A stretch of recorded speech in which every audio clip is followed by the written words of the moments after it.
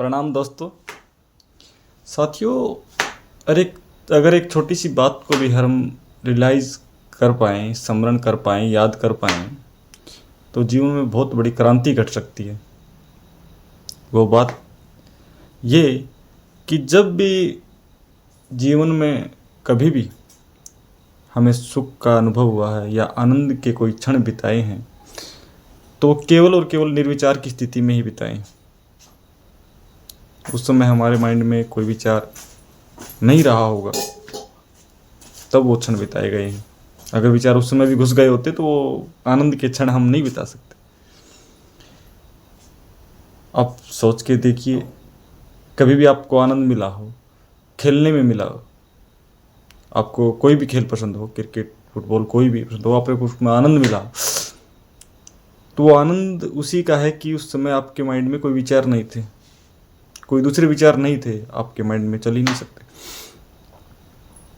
कोई नाचने में आनंद है तो वही है कि उस समय कोई विचार नहीं हो सकते। अगर उस समय भी विचार हो तो वो आनंद नहीं ले सकता, नाचने में भी नहीं ले सकता।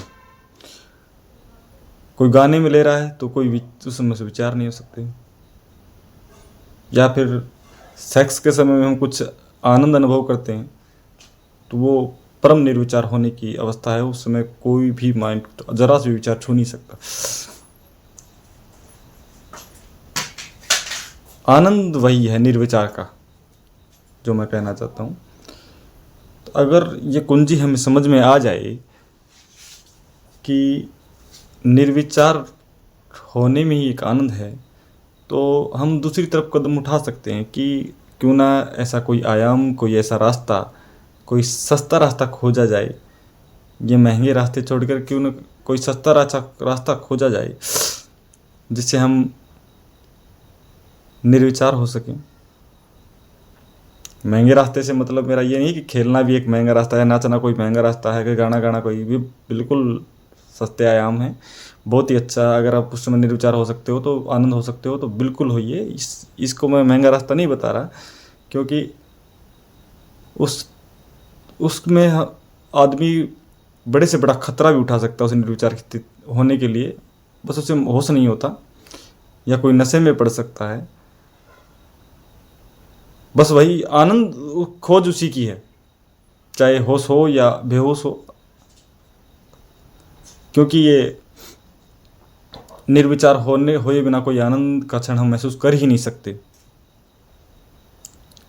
तो अगर थोड़ी सी भी ये इच्छा हो या उठी हो मन में कि हाँ निर्विचार हम हो तो आनंद कैसे हो सकता है, तो मैं आपको रिकमेंड करूँगा कि ओशो को आप सुनिए। बस एक बार यूट्यूब पर OSHO ओशो डाल दीजिए, या निर्विचार होने के उपाय कुछ भी डाल दीजिए, ओशो डाल दीजिए, सैकड़ों वीडियो आपके सामने आ जाएगी। हाँ, एक बात मैं ज़रूर कहना चाहूँगा कि यहाँ मैं जब आपको ओशो के सुनने के लिए बारे में बोल रहा हूँ, तो मैं ये नहीं कह रहा कि आप किसी भी धारणा को मानिए या ओशो को मानिए, ओशो में बिलीव करिए। साथियों, ओशो ने कभी किसी पे बिलीव नहीं किया। पहले उसे अपने जीवन की कसौटी पे उतारा, अगर उसे वो सही लगा तो ठीक है, नहीं तो वरना नकार दिया। तो ये पाप मैं भी नहीं करने वाला हूँ कि आप ओशो में बिलीव करिए या ओशो को मानिए, उसकी कई बातों पर चलिए। नहीं, एक से एक ज़बरदस्त विधि दी है ओशो ने, आप अपने जीवन में उतारिए उनको। आप देखिए आपकी जीवन की कसौटी पर उसे अगर वो खरा उतरती है तो ठीक है, वरना आप उसे नकार दीजिए। ये जीवन आपका है, परमात्मा ने बुद्धि आपको भी दी है, आपके पास भी बुद्धिमत्ता है। अगर उस पर वो खरा उतरते हैं तो ठीक है, वरना आप आगे निकल जाइए, कोई दिक्कत नहीं है। लेकिन मैं जो पर्सनली जो मेरा अनुभव है साथियों, जब भी कोई आनंद का क्षण महसूस किया है तो निर्विचार की स्थिति में ही किया है। और निर्विचार होने का एकमात्र उपाय ध्यान है। ना कभी दूसरा रास्ता पहले था और ना आगे हो सकता है, जैसा मैं समझता हूँ। धन्यवाद साथियों। नमन ओशो।